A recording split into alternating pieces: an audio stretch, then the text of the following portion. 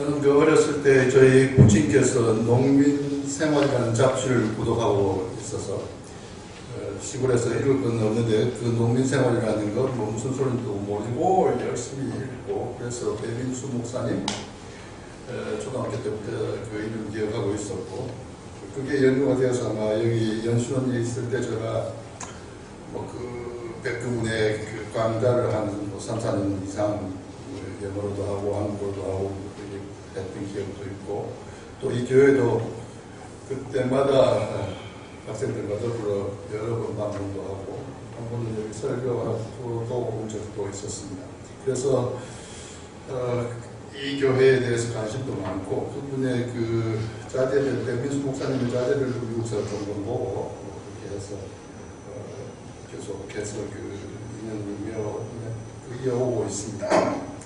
근데 오늘 또다시 이렇게 여기 와서 여러 성도님들과 함께 예배하면서 만날 수 있는 이런 기회를 마련해 주신 또 목사님, 또 교회 여러분들께 감사를 드립니다.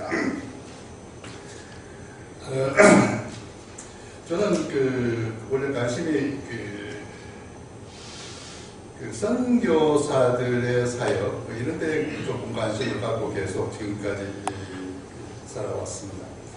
10살 때로 기억하는데 저희 시골에 그 서양 선교사 한 분이 오셨는데 제가 처음 보는 미국 사람인데 한국말을 너무 잘하고 한국 음식도 너무 잘 먹고 그래서 이상해서 관심을 갖고 보는데 이분이 그날 말씀 가운데 자기가 신사참배를 반대를 해서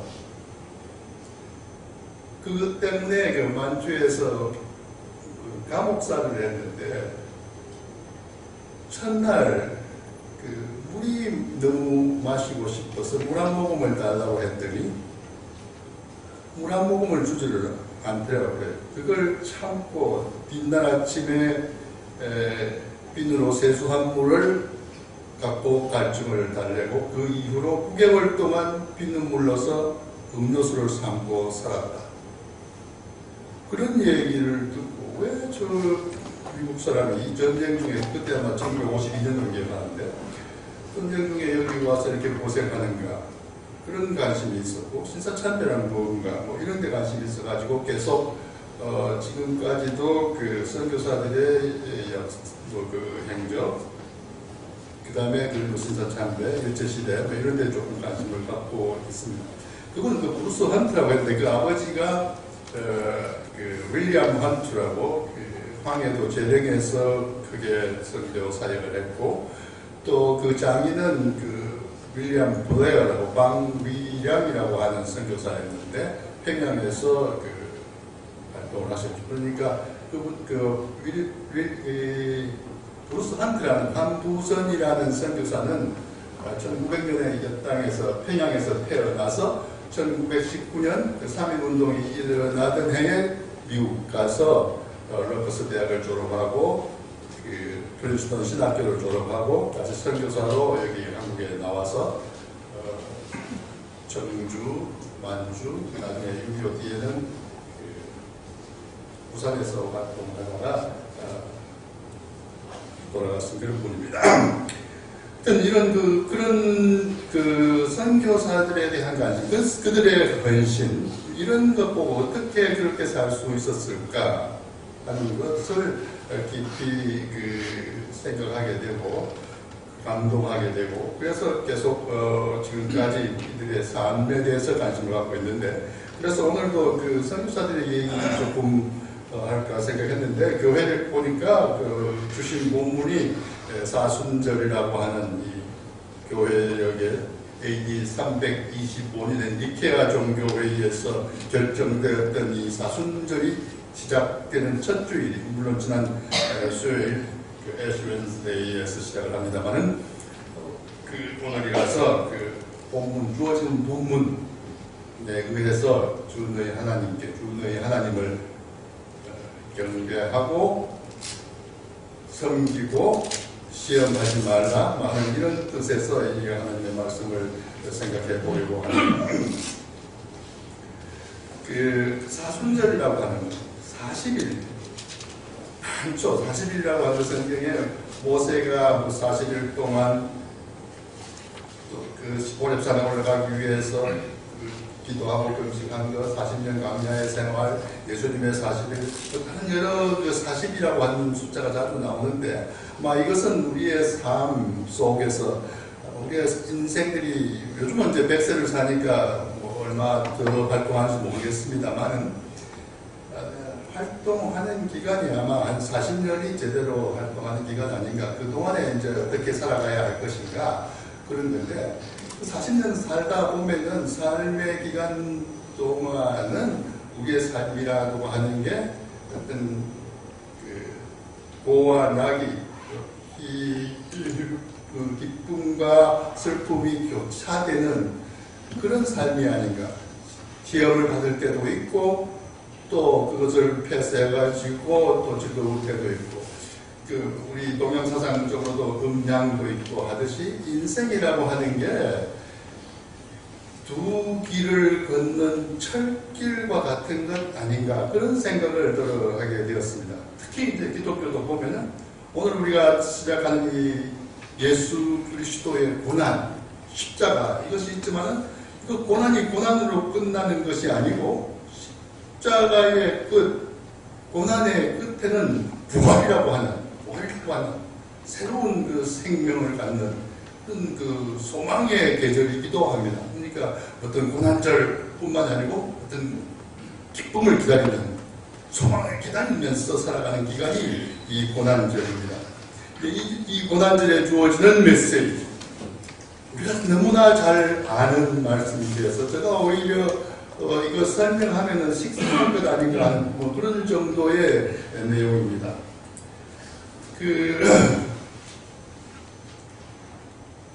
예수께서 광야에서 그 40일 동안 기도하고 나왔을 때 사탄이 예수를 시험한 첫 번째 굶주렸을 때 받은 첫 번째 시험 돌들로 하여금 빵이 되게 하라 돌들로 하여금 떡이 되게 하라 먹는 문제 이거 아마 가장 기본적인 거죠. 우리의 삶의 가장 기본적인 게 이 먹는 문제고 돈의 문제고 이런 가장 기본적인 뭐 본능적인 문제이기도 한데 이 말씀을 가지고 그 먹는 문제에 대해서 시험을 했을 때 예수께서 거기에 대해서 사람이 빵으로만 사는 게 아니다 하는 이런 말씀으로서 이 사탄의 시험을 이기셨습니다. 근데 먹는다는 것 얼마만큼 우리가 힘들고 또 기본적이고 뭐 먹어야 될 게 있고 안 먹어야 될 게 있고 뭐 어떤 게 요즘은 뭐 이제 다 배가 부르니까 뭐 이런 거 먹고 저런 건 안 먹고 뭐 무슨 콜레스테롤이 많은 것도 안 먹고 뭐 온갖 것 다 영양 가치도 생각하고 뭐 이렇게 해서 먹습니다만은 저희들이 자랄 때는 뭐 40년대, 50년대, 뭐 이런 60년대까지는 늘 그 배고픔의 연속이었습니다. 그래서 이 배고프다고 하는 것 참 그 실감이 있는데 요즘은 아마 이런 배고픈 얘기 하는 건 다 듣기 싫어하니까 저도 배고픈 얘기 좀 먹고 토론토 가서 3년 동안 그냥 처음 외국 갔는데 비행기값도 빌려갔으니까 얼마만큼, 그러나 아무것도 없는 거예요. 그때는 제가 지금보다 믿음이 좋아서, 하나님께서 뭐 먹여주실 거라고 생각을 하고, 또 일용할 양식을 주옵시고, 늘 기도하고, 그래서 거기서 3년 동안 엘리야가 처음 했던 것, 까마귀가 물어다 주는 것 갖고 살았거든요. 저희 집에 사람하고 같이. 그랬는데, 요즘은 뭐, 워낙 배부른 세상이 되었습니다만은, 같은, 이 먹는 문제가 해결되고 나서 남에는 사람이 해이해지는데 이제 거기서 머무는 사람들도 있습니다만은 그러나 사람이라고 하는 것 우리가 잘 알다시피 꼭 보이는 바디 육체뿐만이 아니고 정신적인 것, 영적인 것, 피지컬한 것도 있고 바디도 있고 스피리추얼한 것도 있는데 그것이 다 충족되어야 우리의 삶이라고 하는 게 좀 더 보람되고 또 의미 있고 감 있는 것 아닌가. 그래서 다 의미 있는 삶을 추구하고 감 있는 삶을 추구하고 그래서 꿈을 가지고 비전을 가지고 노력도 하고 모험도 하고 뭐 그렇게 하고 살아갑니다. 또 뭐 어떤 뚜렷한 목표를 세우고 위해서 기도도 하고 굉장하게 많은 힘도 기울이고 그렇게 하는데 우리의 참으로 그 기쁨을 유지시키고 우리로 하여금 인간답게 살아가게 하는 것 그것은 과연 땅인가? 그것은 기본적이긴 하지만은 거기에 플러스 알파 있어야 하는 것도 우리의 기본 상식입니다. 그것을 깨닫는 것, 그것을 아마 베드로 같은 사람도 처음에는 몰랐지만은 나중에는 알고 모든 죄는 풀에 꽂다가 그렇지만 하나님의 말씀이 영원토록 있다, 세세토록 있다 이런 것을 깨닫고 그런 고백도 하고 그런 글을 남겼습니다. 그런 말씀을 우리에게 남겨주셨습니다. 그러니까 우리의 삶이라고 하는 것 참으로 예수님께서 보여주시고 이기셨던 그런 삶 그것이 우리가 가야 할 길이라고 하는 건 자명한 그런 얘기입니다. 돈에 대해서 여러 가지로 유혹을 이긴 사람들의 이러하들 그런 거는 한이 없죠. 제가 공부할 때 그 당시에 우리 예일에서 아마 가까웠던 게 웨스트포트라고 하는데 폴 뉴먼이라고 하는 유명한 영화 배우가 있었는데 이 당시에는 굉장히 앞을 나오고 했는데 그분 굉장하게 돈 잘 벌어갖고 잘 쓰고 다 빈민들고 해놓고 이리도 없고 저리도 없고 해가지고 나중에 그런 거 보고 예일대학이 명예 박사학위도 주고 그런 거 보고 배우로 살면서 그렇게 성실하게 잘 돈도 잘 쓰고 그런 거 봤는데 그 무렵에 아마 같이 또 그 신문에 보니까 오마 샤리프가 하는 사람이 있었는데 그분 굉장하게 유명한 배우인데 이분은 보니까 그 많은 돈 가지고 그냥 술 마시고 여자들 바꾸고 도박하고 한 것으로서 삶을 장식하다가 가는 그런 거 봤는데 두 분의 삶, 그렇게 돈을 가지고도 어떻게 사용하느냐 하는 게 우리가 이 세상을 살아가면서 생각하면서 돈이 많은 사람들 마음대로 어떻게 귀하게, 값있게, 아름답게 쓸 것인가. 이 동산을 기증했던 그런 분들의 삶이라든지 그런 걸 보면은 제대로 예수 그리스도가 당했던 시련 그런 것을 그 속에서 꼭 교훈을 얻고 바르게 살아갔던 것 아닌가 그렇게 여겨집니다. 두 번째는 예수를 높은 산에 끌고 올라가서 올라가서 다 보여주면서 내한테 절해라.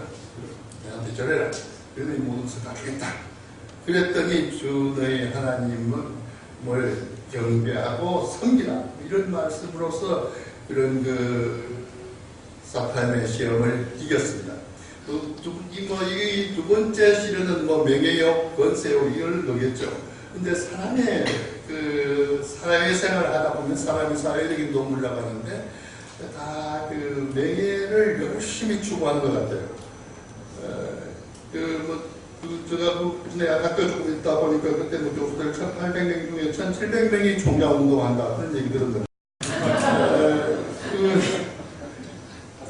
왜냐하면 한국이 관료사회니까 그거 안 하면 사람 취급을 안 해요. 제가 경험한 바로는 취급 안 하고 아무 영향력도 없고 하려고 할 수도 없고 하는 그런 걸 이제 지내놓고 보면 깨달았는데 하여튼 처럼 이 파워라고 하는 게 특히 이제 우리 같은 관료사회는 그게 필요하죠. 그 파워를 어떻게 잡고 어떻게 사용하느냐 이게 이제 참 중요한 것 같습니다.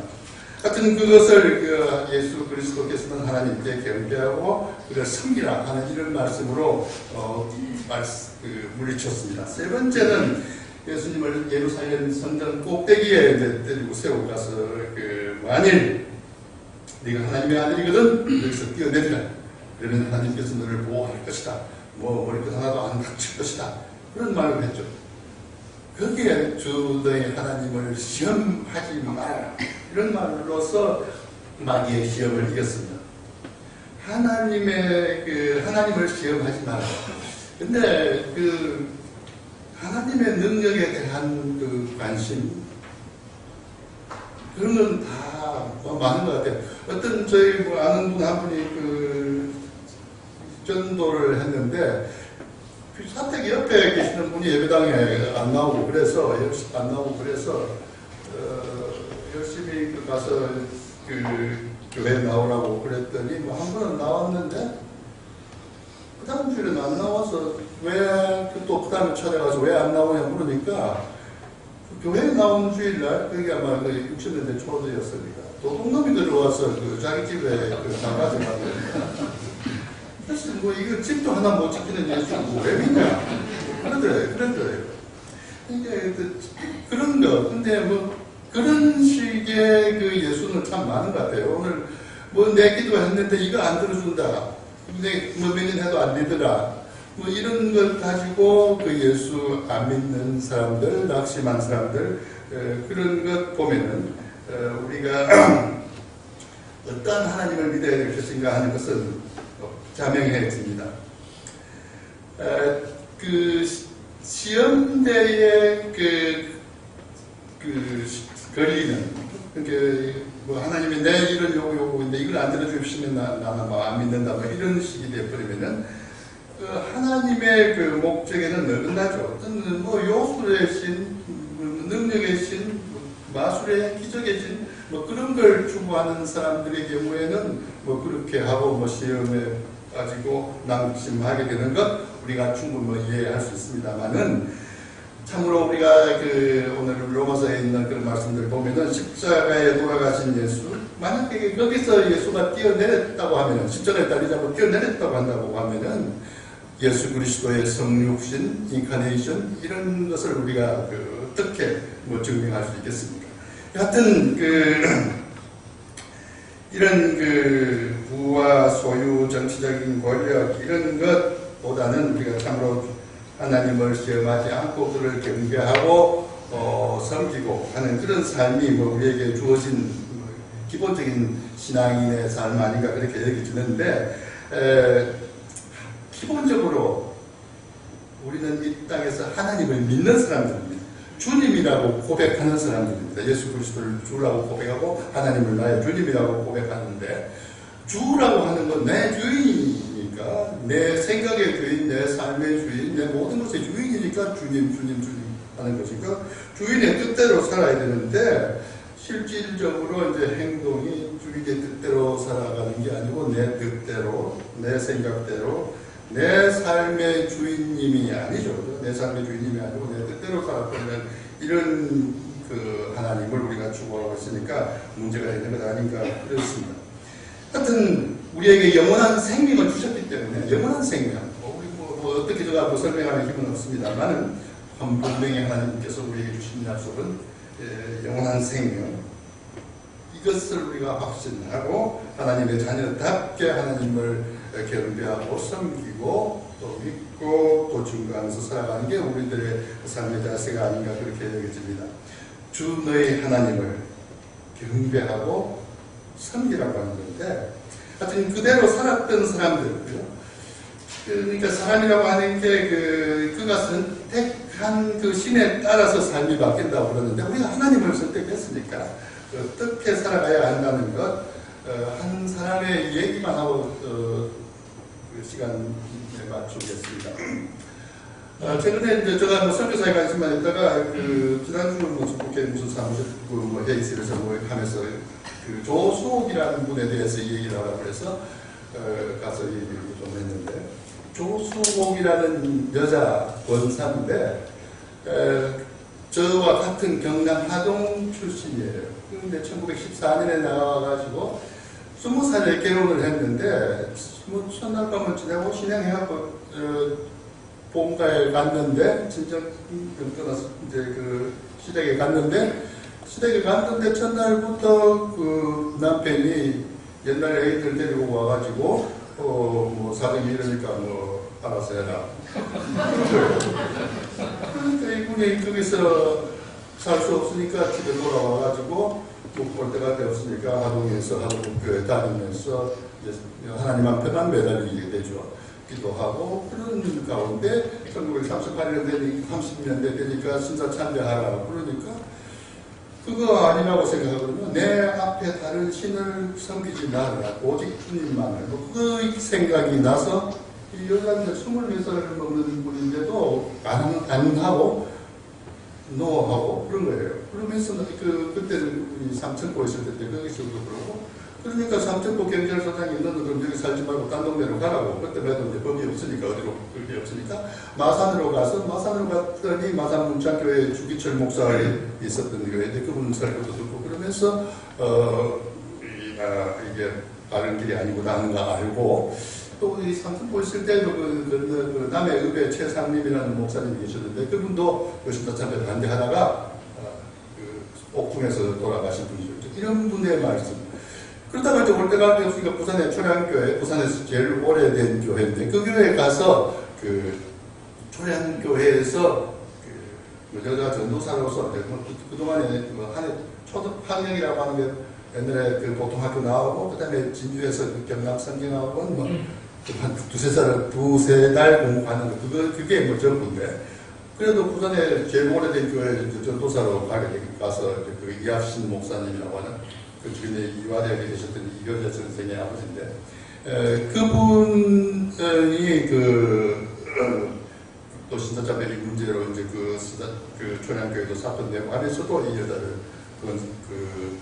여전도사로서 신고하려고 거기 있었는데 이제 점점 일점하게 되어가고 신사참배 강요 총회에서도 결의하고 뭐 이러니까 잡아다가 신문도 하고 하는데 이분 잡혀가서